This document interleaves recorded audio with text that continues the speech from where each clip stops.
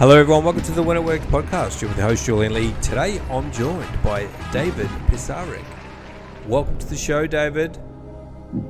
Thanks so much for having me. Happy to be here. Alright, we're going to play Who Wants to Be a Millionaire, and then we're going to talk to David about his fantastically interesting things that he's got to talk about.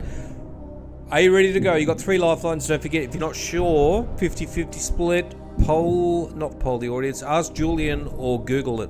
You got 30 seconds to Google it. First question for David.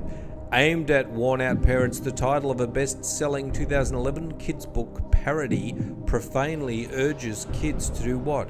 Go to sleep, eat your vegetables, or clean your room, or do your homework. My daughter was born in 2012, so... Well, I'll tell you what, I'll give you a clue. The audio book has Samuel L. Jackson. Does that ring a bell for you? Not even close. Not even close. But I appreciate the effort on that tip there. All right. Okay. Need a lifeline. My instinct is A, go to sleep. All right, let's lock it in. I'm going to help you without using a lifeline. Let's lock in. Go to sleep. Let's do it. Well, we will do that in just 1 second. Go to sleep is correct. Well done. So Hey. Gave you a little bit of a nudge, but that's all right. Next question. Air, gel, and zig are 3 different technological advances available on certain types of what? Sneakers, cars, computers, or watches? Sneakers, cars... I think air and gel I've heard with sneakers, so we're going to go with that. Let's lock it in. That's correct. Well done. Going well so far. Airing in 2011, you can tell what year of the show I've stolen these questions from. Airing in 2011, the reality series Joan and Melissa follows the ups and downs between 2 people of what relation? Mother and daughter, sisters, cousins, aunt and niece. Joan and Melissa, never heard of it, have you? Joan and Melissa. I'm thinking of, I think it was an Australian show. Really? I think it's mother and daughter. Okay, do you want to use a lifeline or are you pretty confident? No, let's do it. I think I'm Lock good it with this in. one. Whew, well done, David. All right. Albany and New York City are 2 major ports on what river? Mississippi, Ohio, Hudson, or Potomac? That's pretty easy. I'm going with Hudson. Yeah, you got to be the Hudson, the old New York River. Is correct. Well done. Even I knew that one. Right. Down here, Ellie Wentworth, a popular actress and comedian, is wife of what prominent news anchor? George Stephanopoulos, Brian Williams, Anderson Cooper, probably not him, or David Muir?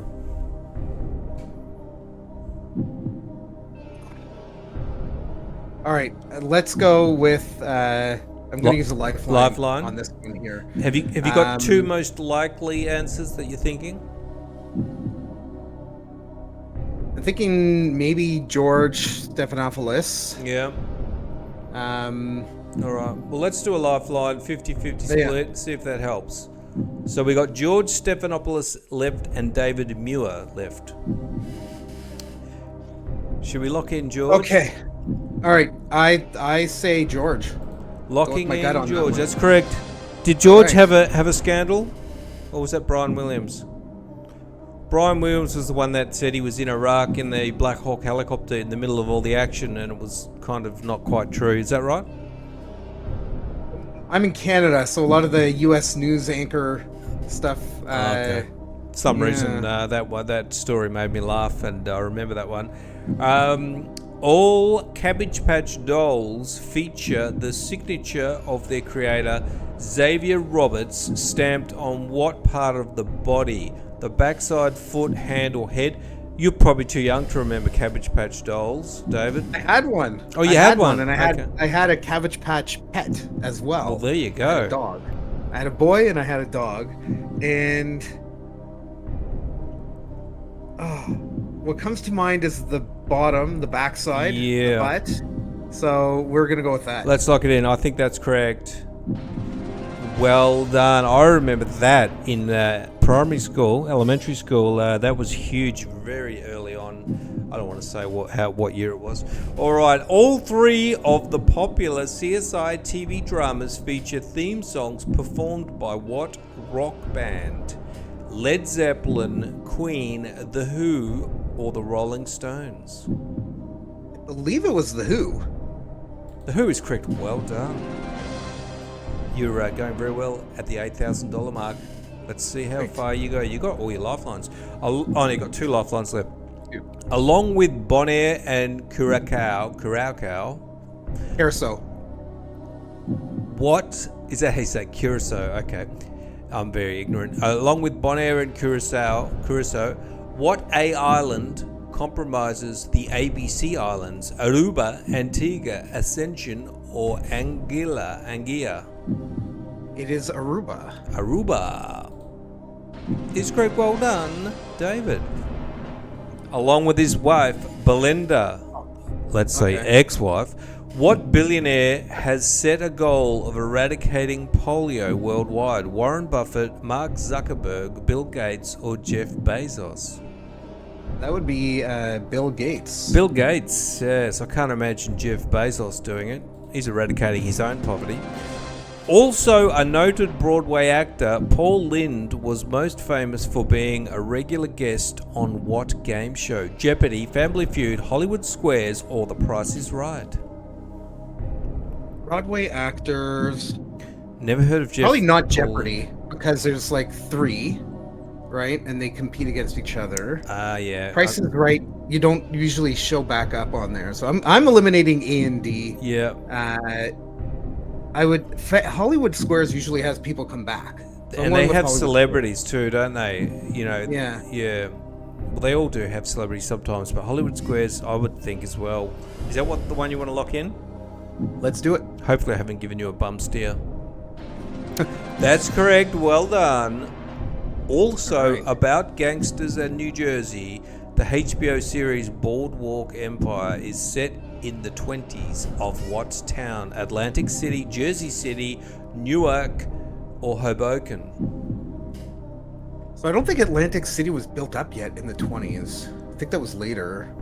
I want to say Jersey City, but I'm not entirely sure. So let's use one of these lifelines here. Well, it is $64,000, so you know. Yes, that's right. The check will be in the mail if you get this correct. Not really. Now, you're going to have to Google this one. I don't know. So I'll give you 30 seconds to Google Boardwalk Empire. Go. Right. Boardwalk Empire. Boardwalk Empire. In what town? Atlantic City. Atlantic City. Saved you with the lifeline. I thought it was correct actually, so maybe I could have helped you. I was a bit too scared. Also called a serial comma, the optional comma placed before the and at the end of a written list is called a what? Oxford comma, Harvard comma, Yale comma, or Cambridge comma?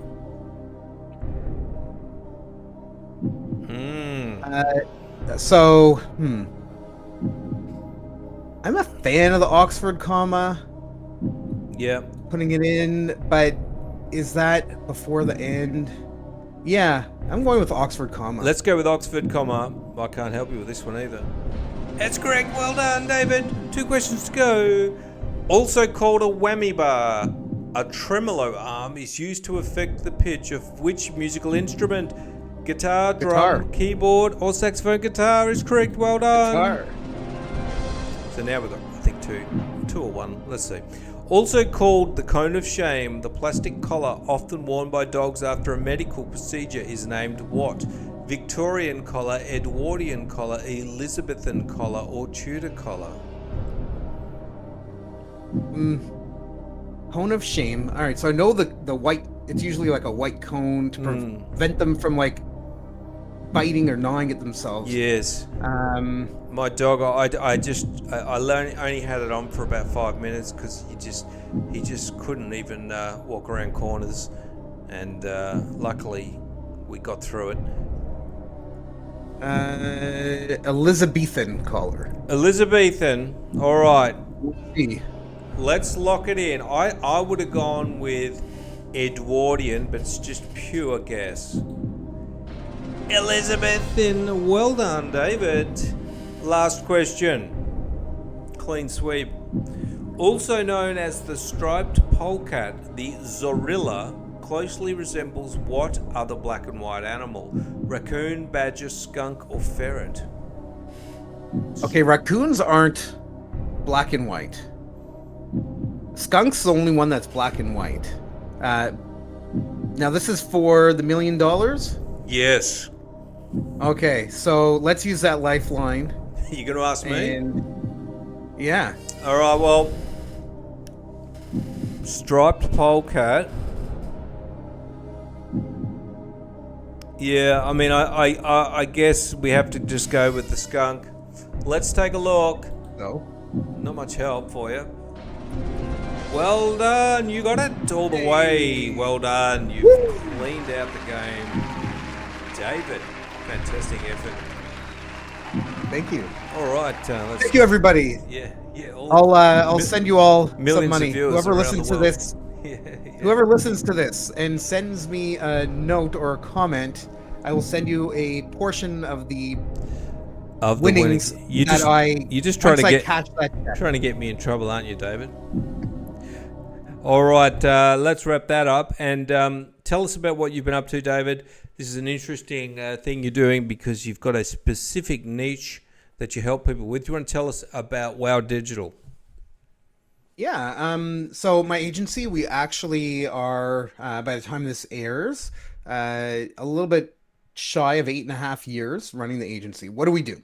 We give our clients, who are mostly, I'd say probably 95% in the nonprofit, charity, community-based organization space, a really awesome website and that's easy for them to manage and maintain. We also do branding and design. So logos, letterhead, PowerPoints, annual reports, that kind of stuff from that side. And then there's a selected handful of design agencies and development agencies that we actually white label our services through. So they mark it up. We love the clients that we work with, and it feels really great to have a really strong impact on the world. So much so that my mission for the agency is to improve the lives of 5,000 people. Help 5,000 organizations improve the lives of 10 million people.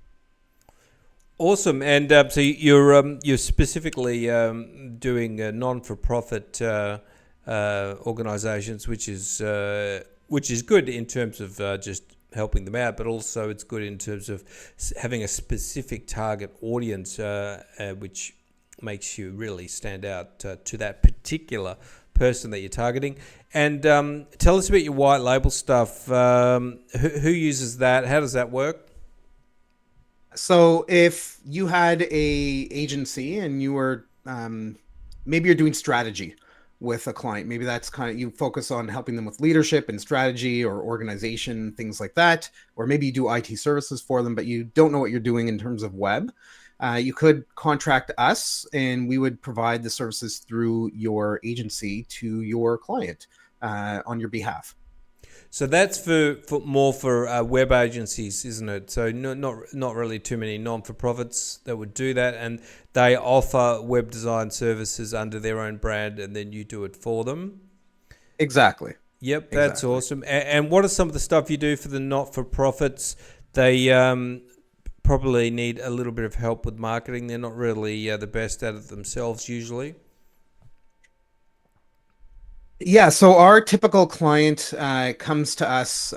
We pretty much know the pain points that they have. I worked in nonprofits prior to starting the agency for about about 16 years. So I get the pain points that they have. They don't have enough time in the day. They're busy doing all the stuff that they need to do. So they come to us as the experts to help them get over the hump. So quite often they have a really horrible working, functioning back end of a website.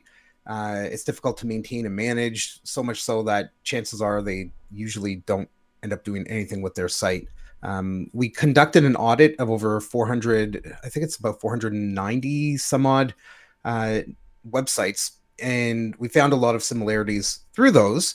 Some looked like they were made maybe 15 or 20 years ago and not really touched since. And we want to help them take advantage of really their website needs to be and should be thought of as an employee working for them. And for any business, somebody working for you 24/7 doing your marketing and communication stuff, right?